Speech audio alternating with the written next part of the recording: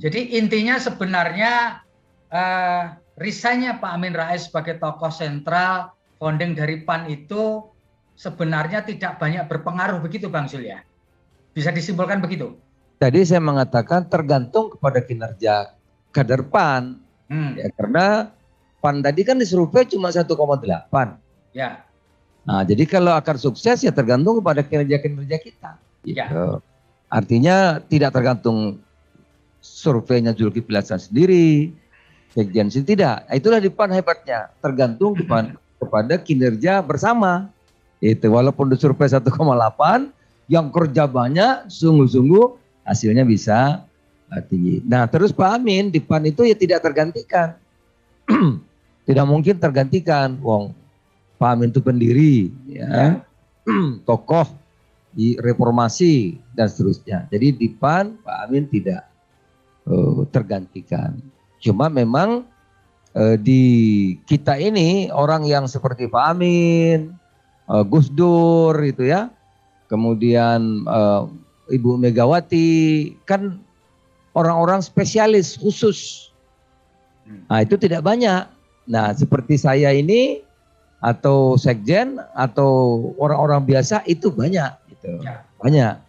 Oleh karena itu orang yang banyak inilah perlu kita organize dengan baik agar bisa menjadi satu kekuatan sehingga menghasilkan kinerja yang terbaik. Gitu Pak Pepi. Ya, Bang Zul bisa cerita dong kepada kita semua, pada pendengar kita, kepada penonton kita, apakah hubungan silaturahmi antara Bang Zul dengan Pak Amin Rais dan selama ini tetap terjaga dengan baik atau bagaimana ceritanya Bang Zul? Alhamdulillah semua baik-baik. Ya. Nah yang paling penting ini Partai PAN ini, Partai Amanat Nasional ini, ini Pak Bebi. Coba bayangkan kalau di Indonesia ini tidak ada Partai Amanat Nasional. Partai Amanat Nasional, partai yang terbuka. Terbuka. Asasnya Pancasila. Ya. Nah, PAN ini semua orang punya kesempatan yang sama. Asasnya prestasi ya dan kompetensi. Memang walaupun terbuka, memang kan Indonesia ini 80% Islam, tentu basis pemilihnya paling besar Islam, gitu, paling besar. Tapi Islam yang mana? Nah, makanya nanti coba bayangkan kalau PAN nggak ada. Basis Islam tengah, modern, tradisional.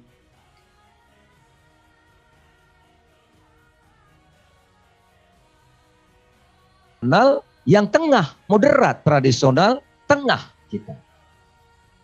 Yang menganggap semua manusia itu hamba Tuhan sama. Punya kesempatan yang sama, maju sama, harus sama, tidak boleh dibedakan. Karena siapapun manusia itu disebutnya hamba Tuhan, hamba Allah. Sama kita. Nah soal agama, lakum didukum masing-masing. Ya. Agama itu didakwahkan, disampaikan, maksa nggak boleh. Itu perintah Tuhan. Itulah yang kita PAN ini jalankan. Oleh karena itu kalau PAN punya menteri, misalnya PAN ada menteri misalnya, atau PAN jadi presiden, semua orang boleh maju. Tidak ada itu kalau PAN jadi menteri, oh ini hanya dari kelompok